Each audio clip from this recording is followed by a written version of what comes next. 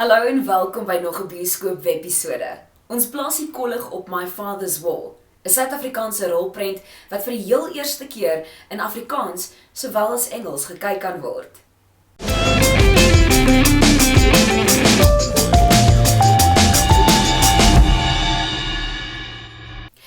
Gardner is 'n veteraan in die televisiewêreld, maar maak sy debuut as regisseur en skrywer van 'n vollengte rolprent met My Father's Wall. Bioskoop gesels nou met Craig oor die rolprent. Craig, you have such extensive experience in the world of television, and for people who have not heard about you, just give us some of your most prominent career highlights. Well, in the early days I was an actor in this country, and I was in series like Westgate, which was the South African Dallas, which was done in the early 80s, and did a lot of musical performing in South Africa on stage and in television. But then I gravitated into production, and I suppose my big claim to fame is a sitcom that I co-created called Suburban Bliss. It was on in the mid-90s. It was the first series to make fun of racism in this country after Mandela was president. So that was a lot of fun, and we did like 5 seasons of that. And then I've done Madam and Eve and Scandal and a bunch of other things, you know. And My Father's War, your very first feature film as writer and director. Why did it take you so long? Well, we should say it's my very first produced. Produced. Because, yes. You know, as a writer, I've written Yes. a number of screenplays, but yes, My Father's War is my very first produced feature film. And it is my first as a director. And the reason why you decided this one is the story you want to tell, because it is a very, very interesting, intricate story. It is, and we'll get into that in a second. Yes. But I mean, the genesis of how it happened is that my business partner on it, the producer of the movie, Peter Lamberti, is ex-special forces in the South African military. And when we decided we wanted to do a movie together, he said, "I'd like to do a movie on the border war." And that started the discussion. And my goal has been, was, to do a movie that would appeal to as broad an audience as possible, Yes. and also have commercial appeal. Mm. And it was felt that a film that specifically was on the border war would limit the audience, and it's also a very politically contentious subject. To this day. It's a war that people don't talk about, and it's a kind of a silent war. So we decided that we were going to do this movie, and I then looked at how to take the subject matter and turn it into something that was commercially appealing and that would resonate with audiences. And father-son relationship movies have resonated for years. So how did you decide and get to that concept to create dreams in the movie? The whole idea is we've got a contemporary drama. How do we marry it with the war, which took place, well, almost 30 years ago? And inspiration comes to writers when they least expect it. You know, it can be in the shower, it can be, you know, brushing your teeth, whatever it is.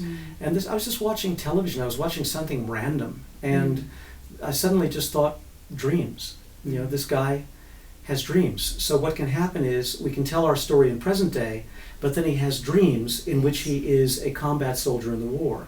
And then that extended to the idea of, if what he's dreaming actually happened, without him having any knowledge of this, then it creates this very bizarre element of, how can I dream things that I've never been told about and I haven't read about and all that kind of stuff?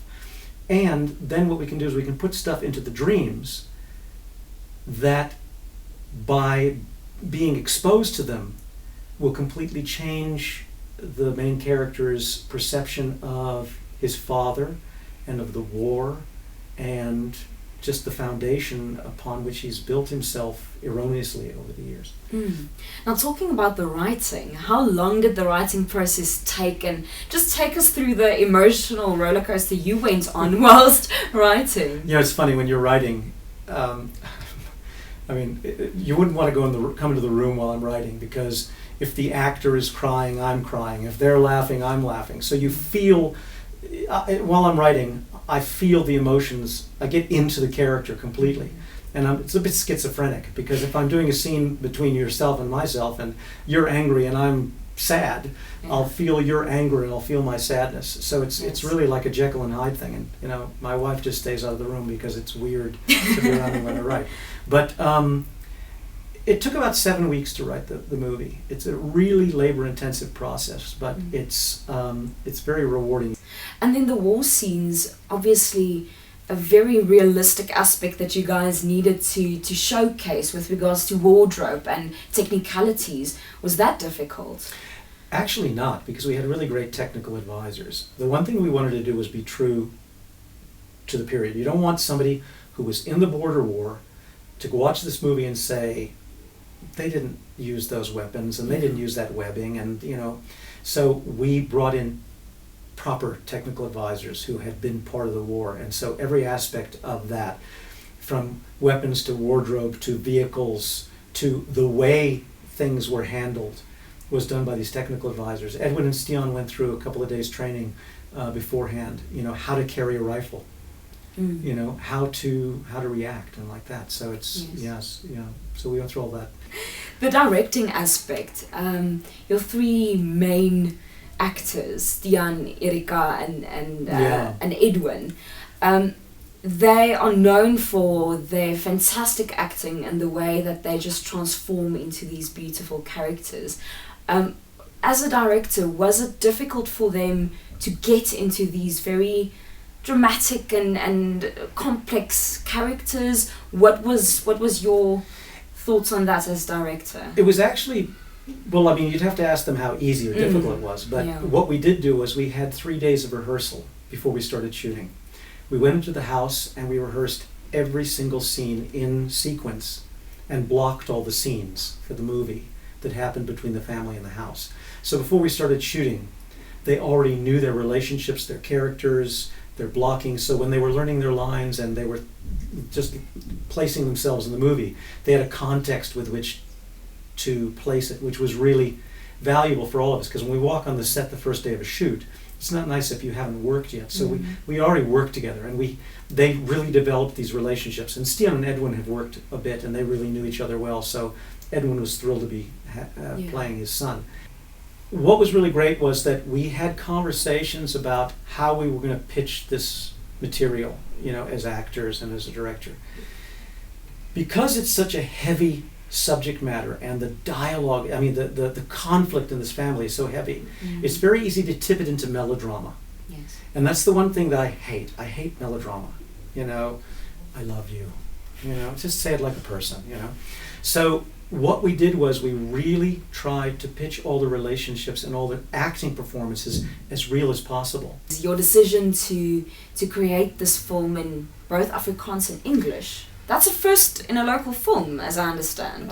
Yeah, I stand under correction, but I think that is. I think it is. Tell us about that. Yeah, and that's the not something I want to do again. I mean, the poor actors. Poor actors, because imagine now you're doing a scene where you have to break down and cry. And we're doing it in Afrikaans, and we do 2 or 3 takes, which is about as much as you want to do when someone's really heavily emotional. And you go, great, okay, now let's do it in English. You know, it was so difficult for them. It was so difficult because it wasn't just the emotions that they had to carry, but the continuity. It's like, okay, we're doing the shot on you. We do that angle on you in Afrikaans, then we do it in English, then we do me, then we do something else. And so to keep it all straight, when you lifted your hand, when did you do this, when did you wipe your eye? It's really technically and emotionally exhausting. It is a first, I believe, and the reason why we did it is that when we distribute internationally, if a distributor wants to have an English-only version of the movie, we don't have to go back and reshoot it. What are your and Peter's dreams and hopes for this film, locally and internationally? You know, we would love to think that everybody who needs to see this film will see it. So I'm not thinking in terms of box office and things like that, but there are so many people out there who should see this film just so that they can actually get their lives together and their relationships together and get some closure and some healing. You know, I mean, there are a lot of people who don't need to see it, but you know what I'm saying, but I mean, I would love all the people who should see it to be able to see it, and I hope that the word gets out and it reaches all those people. Obviously, we want to entertain, of course. That was when I wrote it. It's not a documentary. It's a feature film. But at the same time,